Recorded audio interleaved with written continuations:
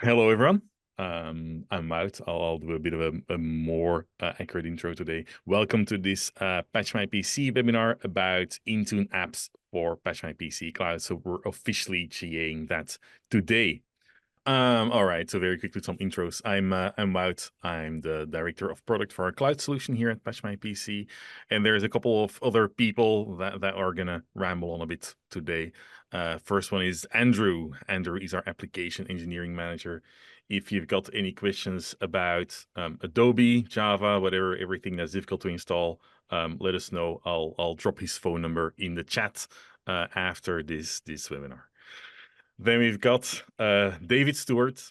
I mean, his picture doesn't do him justice in real life. It's actually the only time I've ever seen him wear a suit. In real life, he wears a cowboy hat because he's from South Carolina. And then we've got David James, our VP of engineering. This is the only picture ever, and I claim that it's photoshopped where he wears a sweater. He never, ever actually wears a sweater. And then we've got Scott. Scott is one of our customer engineers. He's going to be able to answer all of the questions that you've got with regards to cloud, or if you've got any printer issues, he'd be more than happy to help you out with those as well. And then we've got Cody Mathis, our long-term software engineer. So all of the bugs that you might have ever experienced in the past, he's all to blame for all of those. And then last but not least, Kieran Mystery, um, yeah, that's indeed him. Kieran Mystery. Yeah, it's still a mystery to us what he actually does. So we decided to invite him to this webinar so that he can be useful. Sometimes. This is it for slides. So actually, I've got one more slide, but I'm gonna skip it already because we'll do that slide later on. And I'm gonna dive straight into the demo. So there's a couple of things that I would like to show. First off is I need to switch to the right tenant. There we go. First off is I have to hide some stuff here. First off is there are no applications in our Intune tenant, so this is a complete blank Intune tenant. There is no enterprise application in here, so this is really a empty tenant. It's not the first time we're going to register here, but I'm going to go through the registration flow just to show you how easy all of that actually is. So the first thing I'm going to do is sign in. I can also do sign up. That's going to push us through the same flow at the moment because we don't actually have a company that has been set up. So I'm going to sign in here with my demo tenant. Then there's an app registration, an enterprise application actually, that's going to give us authentication permissions. So all this is going to do is it's going to authenticate you and it's going to give us your email address so that we know who you actually are. And then you can select where you want to create your company. And I'm going to fill out some real stuff here where you can store all of your data. So if you select EU, that means that all of the data, all of the actions that happen are going to be stored inside the EU. So if you upload stuff here, if you generate an app, all of the actions and the front end will all run inside the EU. Obviously, if you select US, that will all be in the US. Just for clarity, EU is Azure West Europe, US is Azure East US. So this is all hosted on Azure as well. And I'm going to select a country in here. I'm in Belgium, so I'm actually going to select Belgium here, and that's it. And then there's terms and conditions. I expect every single person on this webinar to spend some time reading those because, they've been really painful for me. And then when you hit continue, then we're registered and we're good to actually go. So here you can either choose to connect your publisher if you're still on publisher, but you can also connect your Intune tenant. I'm going to do that now because I just want to show that you don't, for this cloud solution, you don't need your Intune tenant anymore. Then the first thing is a notice about feature parity. So if you are a Patch My PC publisher customer today, there are some features that are not yet available in our cloud solution. Those are coming quite quickly. I'll talk a bit more about that in a couple of minutes as well. So those features that you are missing today will show up here in the future, but there are actually still some features missing. So that's why it's important if you are an existing customer, don't massively start migrating to this yet. Make sure that everything is in there that you actually need. And then we get to the second part of our enterprise application. Here, we're actually going to ask for permissions to be able to do things in your tenant. So the first one was just to authenticate you. This enterprise application is actually going to give us permissions in your tenant to do certain actions. There's a bunch of read permissions. And then there's read-write Intune apps, of course. We got to be able to create apps in your tenants, so we got to be able to write that as well. And then we also need to be able to write to your Intune configuration to manage some of the stuff around those applications. Everything else is just read permissions that we need to be able to show stuff in the UI. Once you accept that, we're almost good to go. It's going to take a second. And then we get to the license part. So here, because this is not a totally brand new tenant, I'm missing a button here. If this was a brand new tenant, I would have the option to start a trial. But because we already know that this tenant had a license key in the past, we're going to present that here. But if you do have a brand new tenant, you'll also have the option to start a 30-day trial. That trial is full featured at the moment. The only limitation is that you can only create 25 deployments. I'll explain in a second what that actually means. But basically, you can deploy only 25 apps. And then once you've selected that license, you can see a bunch of apps in here. So all of the apps that we've got in our catalog are actually available in here, and you can deploy those apps very easily.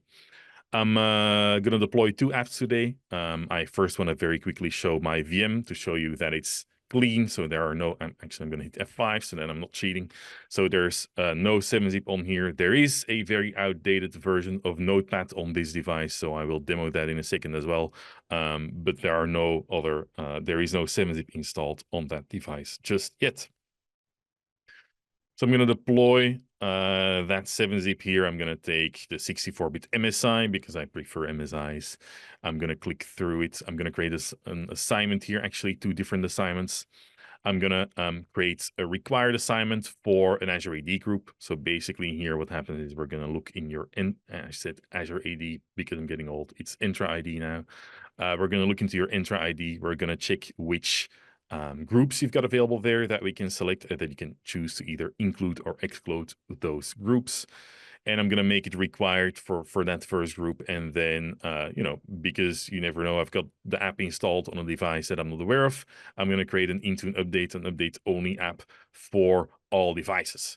That app is going to make sure that even if the app is installed on a device that is not in scope of this group, that we would still catch that and we would still actually update it on your device. You can also add filters in here. So whatever filter you have in your environment is going to show up here, and you can limit it to, for example, only Windows devices. I'm not going to do that right now because, it works. You'll have to trust me on that. There's no availability and deadline yet. We'll talk a bit about a feature called update rings in the future, but basically we're going to set this to ASAP at the moment. Then there's the notifications. By default, if you do required or update only, we set that to on restart. If you make an available assignment, we're going to set it to show all, and we'll set the content download to foreground. So the delivery optimization, we're going to set that to foreground as well if it's an available application, because obviously you don't want your user to wait. So this is the assignments page. I'm going to come back to this in a minute when I deploy Notepad++, and I'll show you some different options here. And then on the summary page, we're going to give you an overview of all of the stuff we've got configured, the command line we've got in there, which you can customize, stuff like that. And I'm going to deploy the 7-zip. And while that's happening, that's going to take a few minutes. But while that's happening, I'm going to go back and start on our Notepad++. So again, I can choose architecture, installer type, stuff like that. I can choose the language. I can change the name if I want to. And here on the configurations page, I want to spend some time on this now. You can actually create pre and post install and uninstall scripts. If I had a PowerShell file, I would be able to just drag and drop it here, and that would be imported. I can also do, whatever I want in here. I'm actually not going to do this because that's a bad idea. But let's just imagine that you want to do a format C. You could basically put that in here, and that would happen on your device if you wanted to. we would run that install with that custom pre-install script that you've got here. And obviously we also support bat files, CMDs, and VBS as well, just like Publisher does today. There's also, you can see here which install parameters we are using to deploy that application. You can add additional parameters there should you want to. So if you want to make, import a license key, for example, if there's an app that requires a license key, you could do that in here. You can choose whether you want to remove the desktop shortcut or not. That's an option in here. And then for Notepad++, that's going to be important for the demo. There's stuff about the notification. So this when the app is running, so when Notepad++ is running and there's an update that we're pushing, we need to close the application, because if we don't, then Notepad++ is going to fail. So what we're going to do here is when the app is running, we're going to throw a notification for the user where they can choose to either install the app straight away or to postpone it. And actually a bunch of those settings of that notification you can define in here, like how long the notification should be displayed. I'll change that to 10 minutes for now. What should happen if focus is enabled, how many times they can postpone, a bunch of options like this. So all of these options are actually the same as you have available in Publisher today.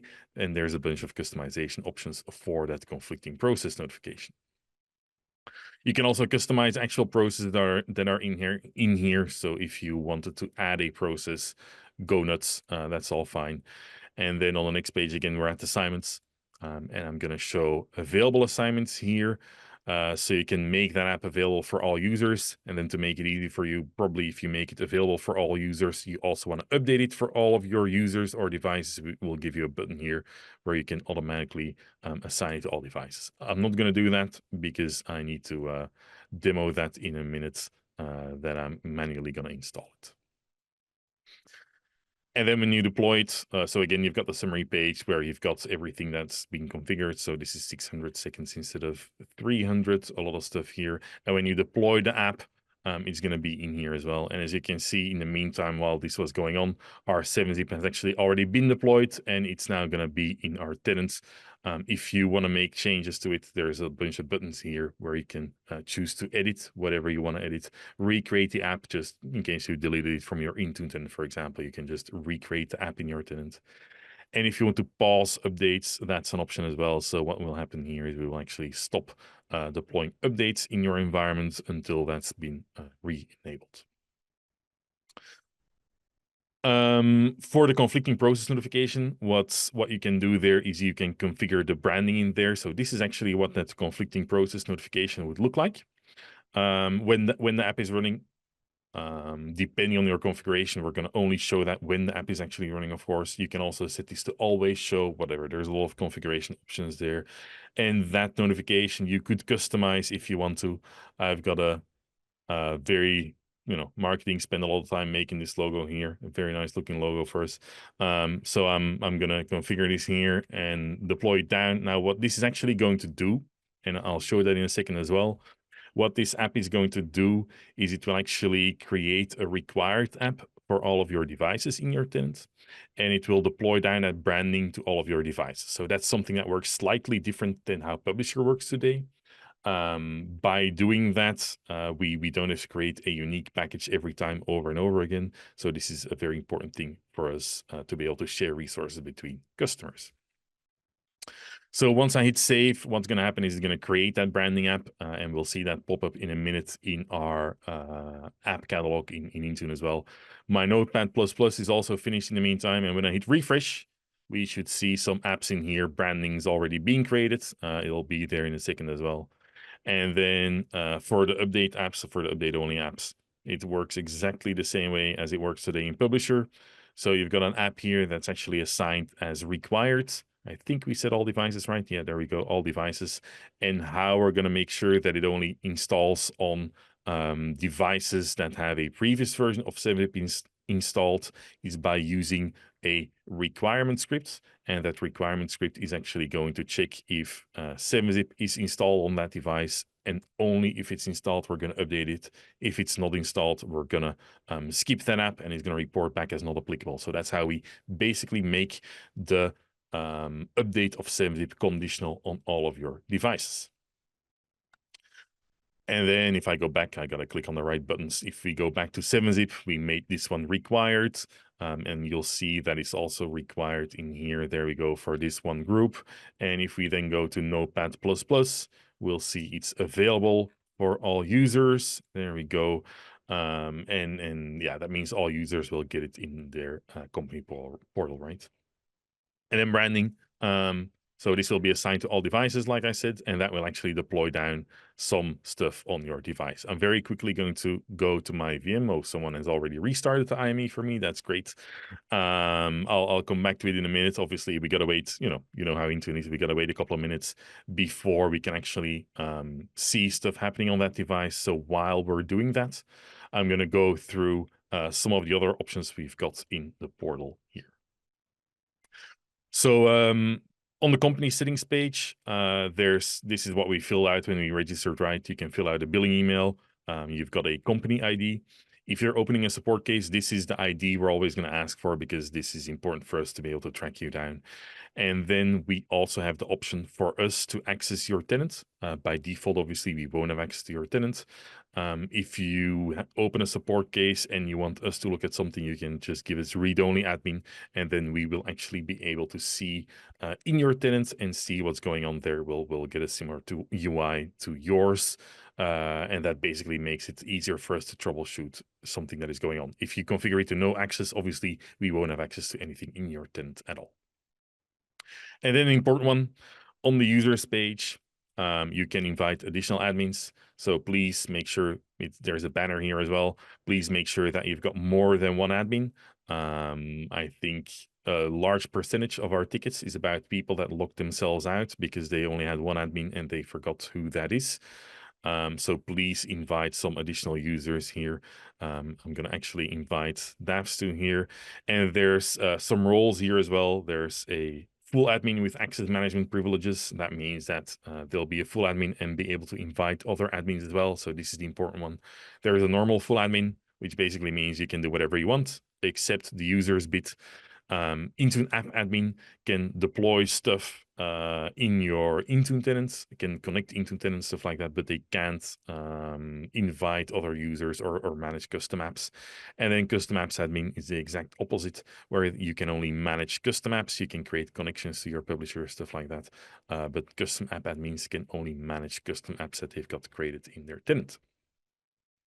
I'm going to invite apps to, there we go. And then there's a pending invites page. If it's a mailbox that doesn't actually have, if it's an account that doesn't actually have a mailbox, you can copy the invite link here. And then if you browse to it with that account, they'll be able to accept that invite as well. And then I'm going to move on to the environments page. So this is where you can see your Intune connection. If for some reason the integration with your Intune connection breaks, you can just reconnect it here. If you want us to stop pushing apps to your Intune connection, you can delete that connection here and you can manage your license on this page as well. On the connections page is where you can see your publisher connection. Obviously, this demo is not about publisher, so there is nothing here, but this is where you would be able to find that. And the notifications page is where you can configure update notifications. So when we send out an update, you can configure.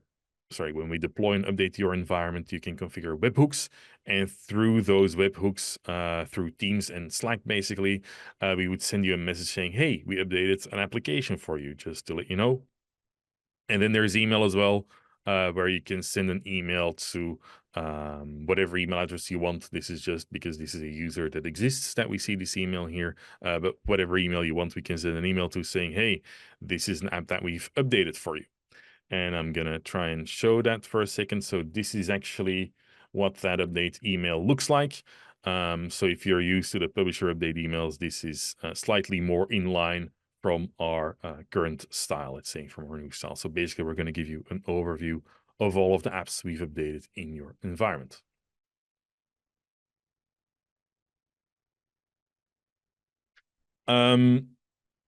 Right. So in the meantime, I'm very quickly going to go back to my demo VM, and hopefully, if the demo gods are happy today, There we go. You've got a 7-zip. So the 7-zip that we have that was assigned as required for your devices is going to be in here. That's why it's now installed. And then the other thing I want to show is the branding part. So here in the branding, the logo, the marketing logo that they spent weeks on creating is in here now. And we'll actually use that logo in order to show that conflicting process notification. So if I go to apps here, I've got Notepad++ running, and I go and install Notepad++, then it will show, if all goes well, of course, because, demos, it will show a notification saying, hey, Notepad++ is running. You should close it. Hopefully. There we go. So this is what it looks like. And then I can close or postpone or snooze the install. And then if I hit close, then it'll just close and start updating the app and everything will be fine. Now, what I skipped over, I just realized is there's some apps. Andrew, which app are we going to look at for binary free? Which is a horrible name, by the way, but okay, that's fine. Give me a good example. Cisco AnyConnect. I knew it. So basically, if there's an app, there are some apps for which you need to provide your binary at the moment. We support those apps in here as well. You can upload those binaries in here. If you upload that file, you'll be able to deploy that app as well. And we're going to send you a notification when there's an update available for that app so that you can actually upload the new version of that binary. So all of that stuff happens, works in here as well. Is just slightly different from how Publisher works today because, we don't have a local content repo in your environment. You need to upload it for us in this portal as well.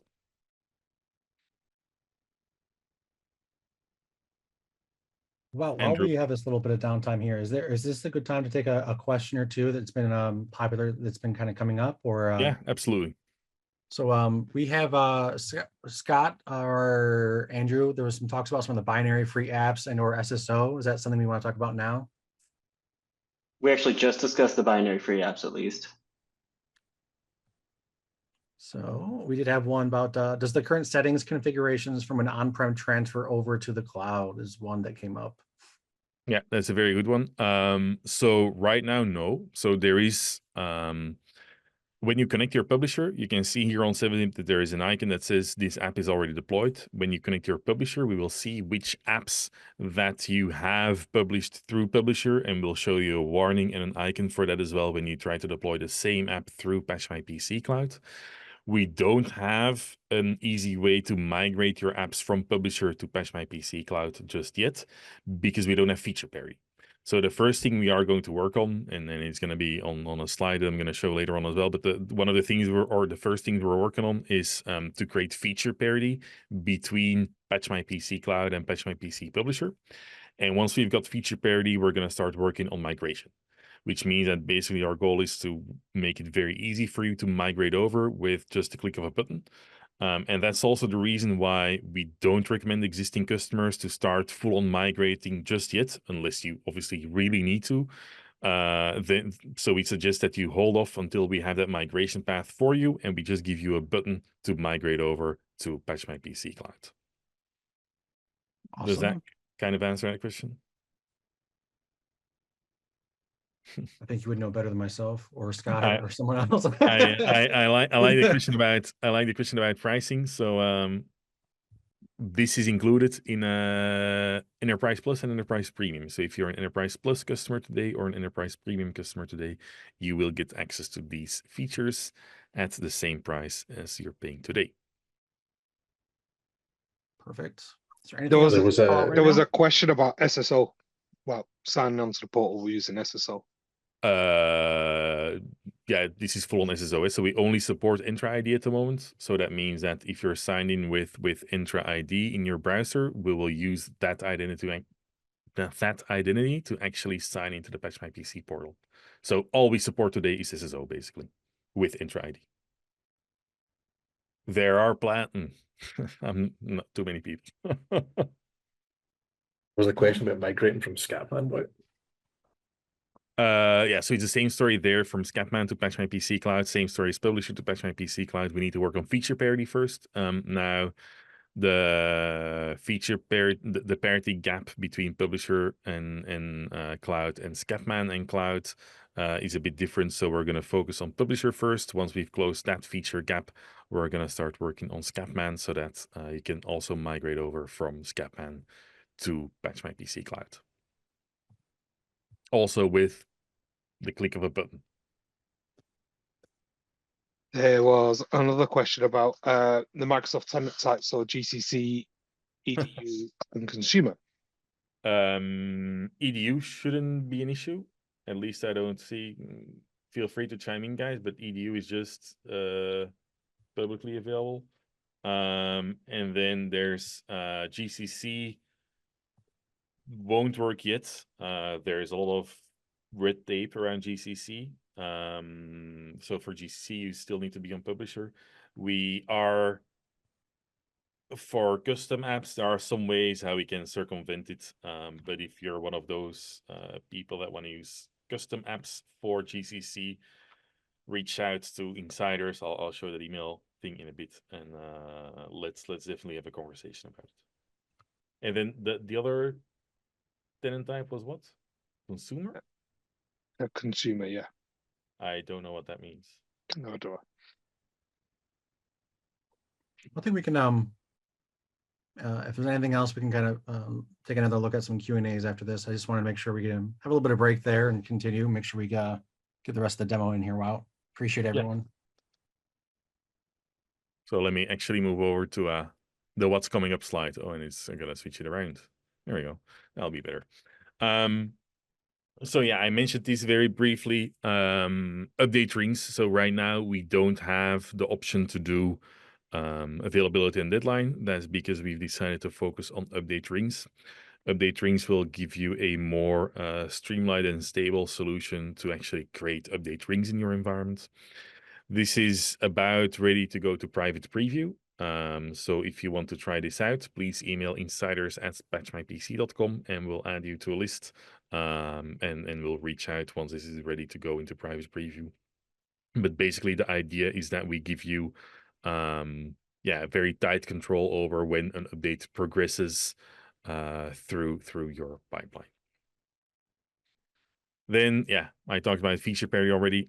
What I want to mention here, and this is really important, guys. We're really working really hard on feature parity. We reevaluate the priority every month, basically, because we have monthly sprints. And at the start of each sprint, we go over our user voice, which is on ideas.patchmypc.com. We look at which ones got the highest votes, and that influences our priority a lot.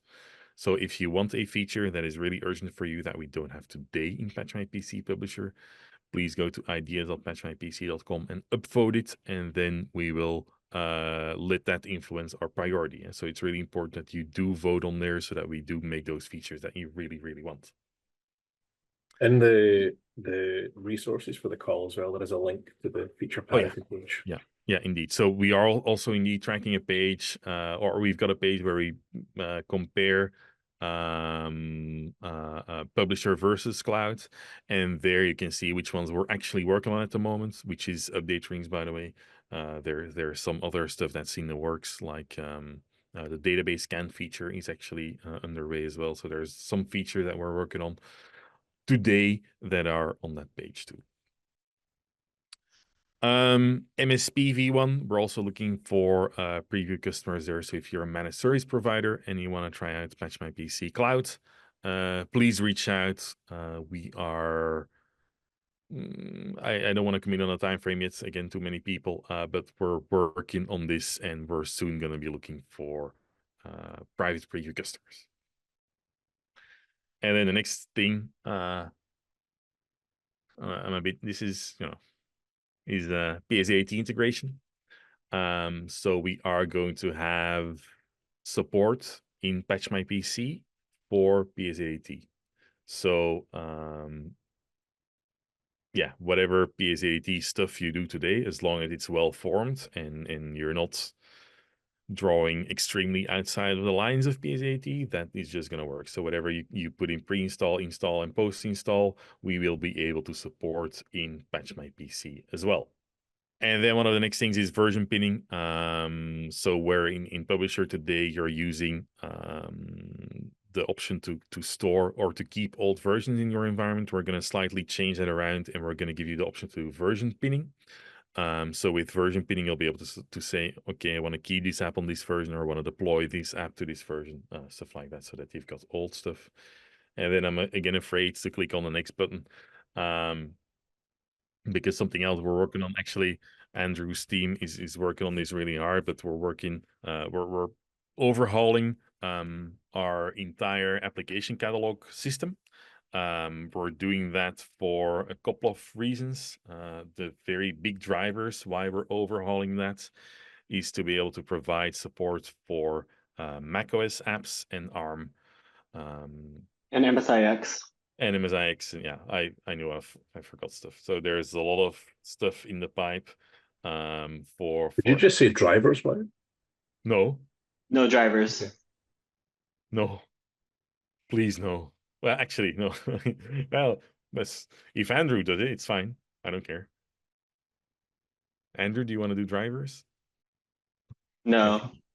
I'll give your phone number to people so they can call you and ask for drivers. Yeah, that's it for there's other stuff in the pipe that I don't want to talk about just yet. But this is all of the stuff that we are more than happy to talk about. If anything else for a Q&A you want to announce, please just come off mute, or not come off mute. That's not gonna work. Presentator, speakers, Kieran was gonna moderate the questions. So Kieran, go nuts. What did you bring up? Did you bring up the sync schedule?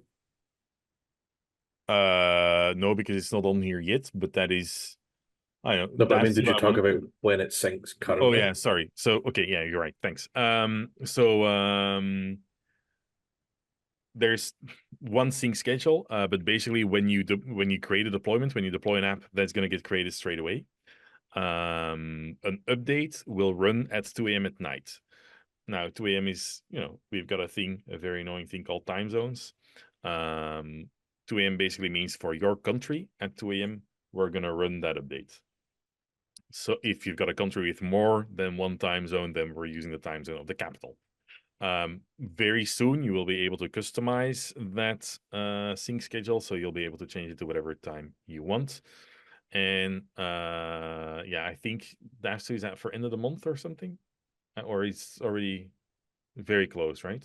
It's very close. I don't want to commit to end of the month, but yeah, soon. It's We're gonna keep updating quite frequently. So probably end of the month.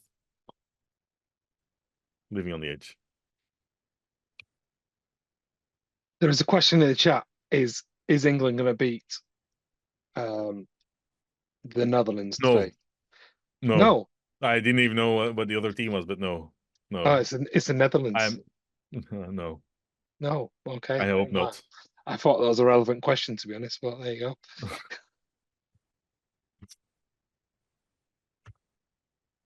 There's quite a few questions about Mac OS, but I think you've covered that already.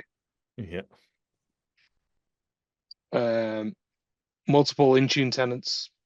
Yeah. So for MSPs, we're working on that. For once we've got MSPs, we've also got the option. So here there's a button here that's grayed out. We currently don't support multiple environments on the same customer. Once we've got MSP, that's the next thing multi-tenant wise we're going to start working on. So you will have the option to have multiple tenants in the same customer. Thanks a lot. There's a question as well about requesting to be migrated to the cloud. There's no need to request it. You can, if you want, sign up now and use it now. But remember, there is not feature parity yet. Yeah, and the migration thing is going to be a button that we will build in at some point in the future, right? This is not something that we're going to have within the next, 2-3 months, but at some point in the future, we will have a button that's going to make it easy for you to migrate over. And then I saw a question pop by about reporting. Yes. Yes. Advanced Insights, Intune, Cloud. I don't want to say it because it's not. Here. Wow, can you hear me? Yeah. So Don't I've answered it don't a say couple ninja. times. What's that? I've Don't answered it say a couple ninja. times. We're actively developing our reporting solution, and we'll have something to talk about and show in the next quarter. Okay.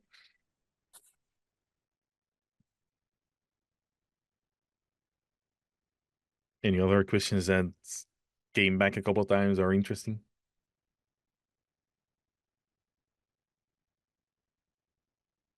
There's a few it- questions around RBAC actually that I think might be good to generally address. We can at least talk about the way we have user roles set up right now, and then, maybe discuss how we might expand that. I've seen some RBAC questions around, are these going to map to Azure AD groups? Are we going to integrate with PIM? Things like that. So it's a good section to cover, I think. No specific plans yet. There's been a lot of questions about it, obviously. We don't have any specific plans about it at the moment, but that's seriously what I'm not trying to be difficult, but that's what the user voice is for. So there's one item now on user voice about SCIM, which is interesting. But by all means, guys, put it on the user voice and vote for it. I want to do everything basically, but we got to pick our battles, right? That's really it. Anything else? That seems like very few questions. I think we're just really thorough out. Is that what it is? Updates based on inventory come up a few times. Publisher does that and Scatman does that, but the cloud platform does not do that yet. That will come with feature parity. Yeah, and we're gonna iterate on that, right? So what we're currently writing code for is being able to look in basically app discovery. So we're gonna look in your tenant, and based on that, we're gonna make suggestions about which apps you should start patching. We aren't working on the automation, or we're not writing code on the automation today. We've designed it, but we're not writing the code for it yet. So that will also come, of course, in the future. But what will come pretty soon is the option to, from RUI, see which apps you should be patching in your environment. There was another question about Scatman as well. And I know the answer to this, but I'll let you answer. Will features added to Patch My PC's portal also be added to Scatman? No, not automatically. So our ambition is to deprecate Scatman over time and to provide a migration path from Scatman to Patch My PC. Architecturally, just to address that for a second, architecturally, the product is totally different. So Scatman and Patch My PC clouds don't actually share anything at all. So those are two totally separate platforms. There was one last one there. For multi-tenant, will that be limited to just MSPs? So there's going to be two versions of this. I don't want to make commitments about which license key we're going to put it in yet. We haven't made that decision yet. But there will be a normal customer SKU as well, so a non-MSP SKU that will get multiple tenants. It won't be as elaborate as the MSP option, but it will also be in the normal SKUs, in the non-MSP SKUs. There was a question actually about the binaries. Well, yeah. Do the tenants download them straight from the vendors, or do we host the binaries, sort of thing? Where did they get them from? So we store the binaries, we cache the binaries in our platform. So yeah, when the binary gets uploaded to us, then we'll store it and we'll put it in a package and distribute that package to your tenant.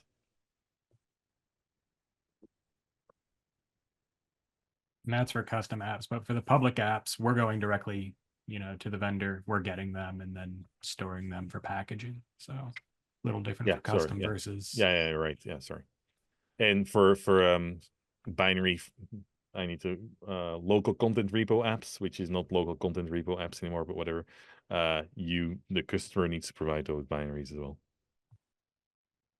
All There right. was a couple of questions about, sorry, there was a couple of questions about choosing other countries other than the US or EU for data storage. Just if there is some that you want, request them on the user voice, ideas.patchmypc.com.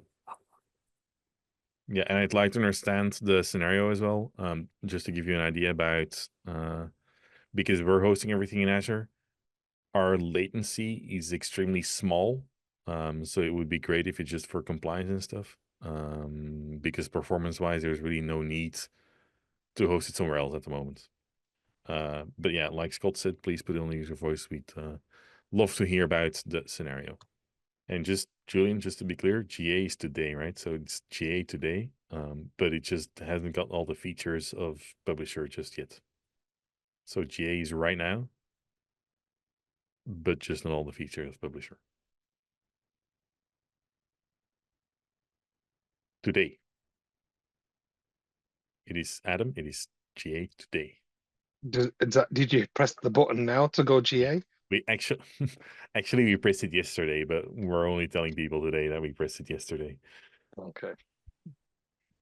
I definitely recommend people to go look at the ideas portal as well, ideas.patchmypc.com, to see things that are in development maybe, or if you may have new ideas, to vote them up, as like Wout said, that gets better rankings and maybe more priority on feature developments as well.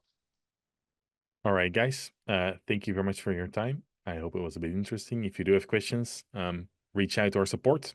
Everyone would be more than happy to help you out. And again, as Kieran said, and everyone basically said, if you've got ideas, put them on the ideas portal.